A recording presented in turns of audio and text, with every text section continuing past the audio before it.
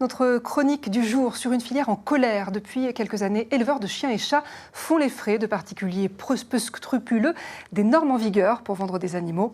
Une situation qui, affirme-t-il, se répercute sur la hausse du nombre des abandons. Explication Fleur de Boer. Plus de la moitié des Français possèdent un chien ou un chat. Depuis 2021, l'engouement pour les animaux domestiques ne fait que croître. Si 68% des propriétaires de chats et de chiens considèrent leur animal comme un membre de la famille, les problématiques liées au bien-être animal subsistent. Lorsqu'on décide d'adopter un animal de compagnie, nombreux sont ceux qui n'ont pas encore les réflexes permettant d'assurer la bonne santé du futur compagnon. Anne-Marie Lerueil, bonjour. Vous êtes la présidente du syndicat national des professions du chien et du chat. Vous alertez sur la situation et vous souhaitez sensibiliser les particuliers à mieux acheter leurs animaux. Vous demandez la fin de la vente des animaux par les particuliers. Pourquoi ? Déjà parce que normalement, les particuliers aujourd'hui ne peuvent plus vendre. Ils ont l'obligation d'avoir un numéro de SIRET. C'est une disposition que nous avons obtenue en 2014 lorsque la TVA est passée d'un taux réduit à un taux plein et où il nous a été dit qu'on allait réduire cette masse qui était déjà importante à l'époque de production qui, bien sûr, embolise complètement la filière. Alors, une enquête du syndicat montre que 53% des annonces de vente d'animaux sur le site Le Bon Coin ne sont pas conformes. Est-ce que c'est de la fraude ? Alors oui, c'est de la fraude parce que d'une part, ces personnes annoncent du coup des dons.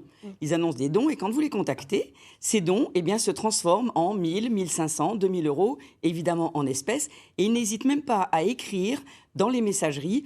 Vous comprenez, on ne peut pas écrire que ce n'est pas du don puisqu'il nous faut une obligation de numéro de SIRET. Alors, quel danger pour les animaux et pour la filière ? Surtout que la filière du coup ne vend pas ou vend moins bien, et ça c'est quand même assez récurrent, c'est-à-dire qu'on est à plus de 80% de ventes par les non-professionnels, ce qui n'est pas normal.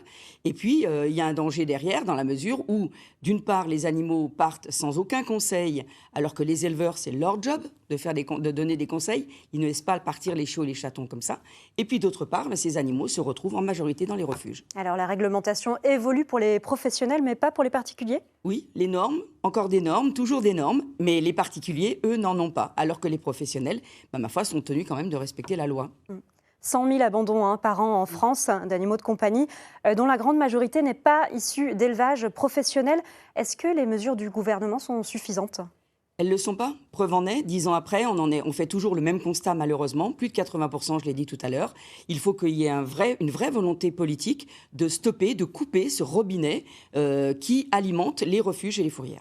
Et quelles sont vos revendications pour changer la donne ? Il y a déjà une revendication qui est assez simple, c'est-à-dire de n'autoriser les publications d'annonces que dès lors qu'il y a un numéro de SIRET pour les professionnels, pour les éleveurs, on va dire, et les dons, les réserver aux associations de protection animale. C'est une, par exemple, des propositions que nous faisons, qui serait relativement simple. Et puis d'arrêter de laisser ces publications possibles sur des sites tels que celui du Bon Coin, où vous achetez un chiot entre une machine à laver et une table à langer. C'est pas normal, il devrait y avoir des sites dédiés uniquement. Merci. Il reste encore du chemin à parcourir pour améliorer la condition des animaux de compagnie. Et ça passe aussi par la bonne santé des métiers liés à nos fidèles compagnons. Merci Anne-Marie Lerueil d'avoir répondu à nos questions. Merci de votre invitation.